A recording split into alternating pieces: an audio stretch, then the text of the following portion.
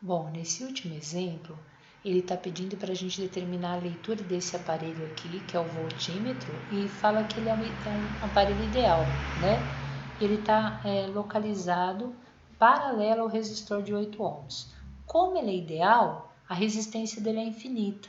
Significa que a corrente, ao chegar no nó, encontra dois caminhos possíveis. Só que se a resistência do voltímetro for infinita, essa corrente a corrente que iria passar pelo voltímetro é bloqueada e ela vai passar pelo resistor de 8 ohms. Determinar a leitura do voltímetro é determinar a diferença de potencial nos terminais do resistor de 8 ohms. E para isso, nós precisamos calcular então a corrente que percorre esse resistor, né? Vou determinar as correntes nesse circuito, vou falar que essa corrente é I1, né? Essa corrente que está saindo dessa bateria passa pelo resistor de 8 ohms, passa pelo resistor aqui de 2 ohms e chega no nó. A gente tem o nó A e tem o nó B, né? E só relembrando, né? Entre dois nós, nós temos ramos no circuito e cada ramo é percorrido por uma corrente. Então, no ramo da direita, eu estou chamando a corrente de I1. O ramo começa do nó B e vai até o nó A. No ramo do meio, de B até A, eu vou chamar essa corrente, subindo aqui, atravessando o circuito, eu vou chamar essa corrente de I2. E a corrente I3 é a corrente que vai percorrer o ramo de A até B pelo caminho aqui da esquerda, pelo ramo da esquerda, né? Então, a gente vai resolver esse circuito inteirinho usando as leis de Kirchhoff e após determinar I1, I2 e I3, eu tendo o valor de I1, eu sei a leitura do voltímetro, porque ele vai ler a DDP que está sendo dissipada por esse resistor, ou seja, R vezes I, 8 vezes I1, no caso, tá bom? Então, vamos começar? Eu já desenho o circuitinho aqui pra gente, só vou marcar direitinho as correntes. Então, nós estamos chamando a corrente aqui do ramo direito de I1, né? Ela vai desde o nó A, né? Começa do nó B, dá a volta no circuito e vai até o nó A. Chamamos a corrente que percorre esse trecho aqui no meio de I2, né? E essa corrente que percorre esse outro caminho aqui, do ramo da esquerda, nós chamamos essa corrente de I3. Então, vamos escrever a lei dos nós, né? A soma das correntes que entram no nó é igual à soma das correntes que saem. Quem está entrando no nó A? I1 e I2. Então, a gente sabe que I1 mais I2 é igual à corrente que sai. Isso aqui é igual a I3. Essa é a primeira equação do nosso sistema, né? Depois nós vamos percorrer essa malha. A malha é um caminho fechado, né? Então, se eu começar do nó B, dar a volta inteirinha e terminar no nó B, vou chamar essa malha de alfa e vou escrever a lei de Kirchhoff para ela, né? O que diz a lei de Kirchhoff? A somatória de todas as DDPs produzidas e consumidas ao longo do circuito é igual a zero, né? Então, eu saio do ponto B. Ao atravessar esse dispositivo, eu sei que a minha DDP vai do polo negativo ao positivo, então teve um aumento da tensão. Isso é um gerador que está gerando 20 volts para o circuito. Então, eu tenho mais 20. Na sequência, eu tenho esse resistor. O resistor consome energia elétrica, tem uma queda de tensão. A queda de tensão vai ser R vezes I, 8 vezes I1. Então, tem uma queda, por isso que eu vou colocar negativo, indicando que está tendo consumo de energia, 8 vezes I1. E continuo. Esse resistor 2 também vai apresentar uma queda de tensão, então ele tem uma contribuição de menos 2 e 1. Vou voltar ao circuito, só que agora eu vou estar descendo e a corrente 2 está subindo. Então, como eu estou caminhando contra o sentido da corrente, esse resistor, na realidade, ele vai fazer uma função de ir contra o consumo de energia, porque eu estou indo no sentido oposto à corrente. Então, a DDP aqui vai aumentar de 4 vezes a corrente, que é I2. E esse outro dispositivo aqui de 12 volts, eu estou indo do polo positivo ao polo negativo. Então, ele está apresentando uma queda de tensão, ele está funcionando como um receptor de energia. Então, ele tem uma queda de 12 volts. Isso tudo é igual a zero, porque eu retornei ao ponto B, ou seja, eu fechei o caminho todo, eu percorri a malha inteira, né? Podemos melhorar um pouquinho, ó. Menos 8 e 1 com menos 2 e 1, nós vamos ter que essas duas contribuições vão ser igual a menos 10 e 1. Eu vou ter aqui mais 4 e 2, né? Na sequência, a gente tem que mais 20 com menos 12 é mais 8. Tudo isso aqui é igual a zero. O 8 pode passar subtraindo, então nós vamos ter que menos 10 e 1, mais 4 e 2, e isso aqui é igual a menos 8, né? E nós podemos dividir tudo isso aqui por menos 2. Ao dividir por menos 2, nós vamos ter que 5 e 1, menos 2 e 2, e isso é igual a mais 4, né? Então, só vendo os sinais, menos dividido por menos dá mais dividido com menos dá menos, e menos dividido com menos dá mais. 10 dividido por 2 é 5, 4 dividido por 2 dá 2 e 8 dividido por 2 dá 4.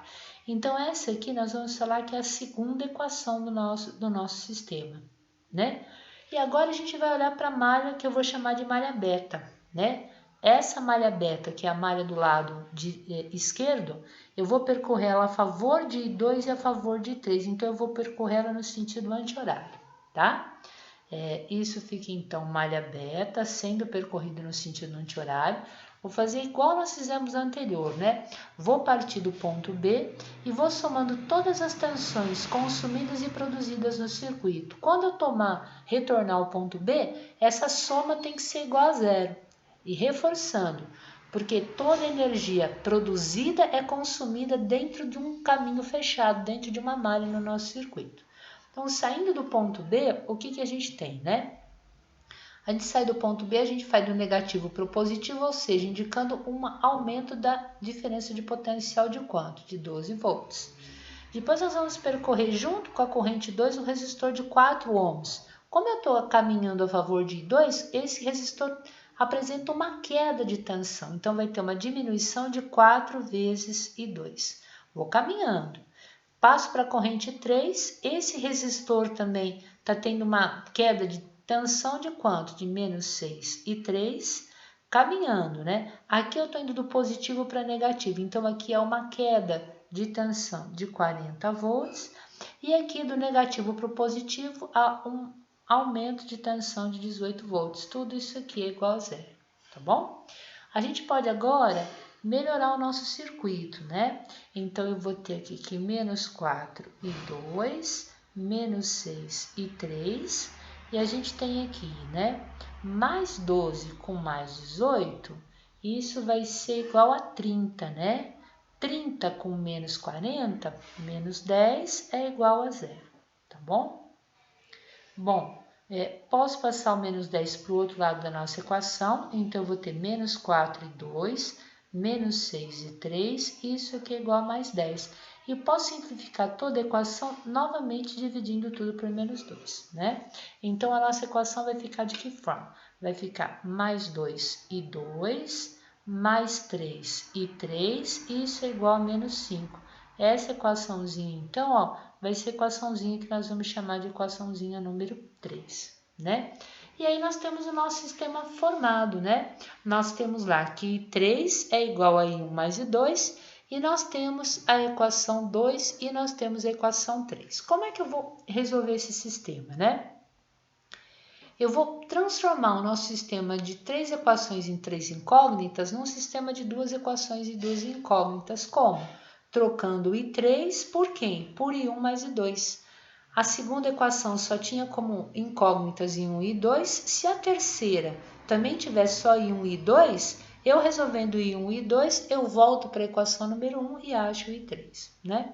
Então, vou repetir a equação 2, 5 e 1, 5 e 1, menos 2 e 2, menos 2 e 2, é igual a 4, né? Nessa equação agora, a gente vai trocar o I3, o nosso I3 nós vamos trocar por quem? Por I1 mais I2.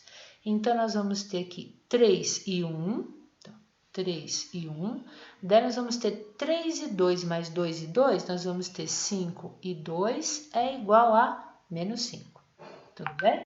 Então, só retomando, no lugar de 3 eu troquei ele por I1 mais I2. Ao aplicar a distributiva, eu vou ter 3 e 1, 3 e 1. Ao aplicar a distributiva, de novo, vou ter 3 e 2, mas eu já tinha um termo que era 2 e 2. Então, 2 e 2 mais 3 e 2 dá 5 e 2 é igual a menos 5, né? E aí, como é que eu posso resolver esse sistema, né? Eu posso multiplicar em cima, por exemplo, por 5 e embaixo por 2. Eu elimino esse fator, que é o fator de 2.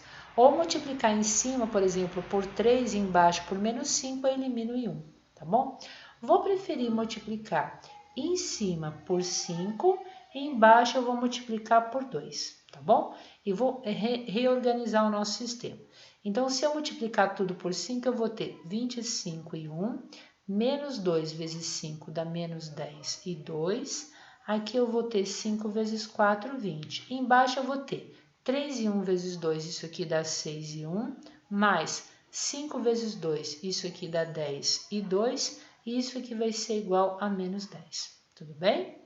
Então, só recapitulando, né? Para eliminar i2, eu multipliquei em cima por 5 e embaixo por 2, né? Eu vou ter, então, 5 vezes 5, 25 e 1, menos 2 vezes 5 dá menos 10 e 4 vezes 5, 20. Embaixo, 3 vezes 2 deu 6, 5 vezes 2 deu 10 e menos 5 vezes 2 deu menos 10, né?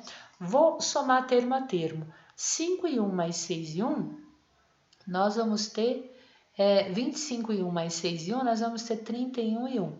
Menos 10 e 2 corta com 10 e 2. E mais 10, mais 20 menos 10, isso aqui vai ser igual a 10. Ou seja, o nosso I1 vai ser igual a 10 sobre 31 avos de ampere, né? Vou fazer essa divisão para ver quanto dá esse 10 dividido por 31, né? Vamos ver quanto dá esse valor, né? Então, vamos lá.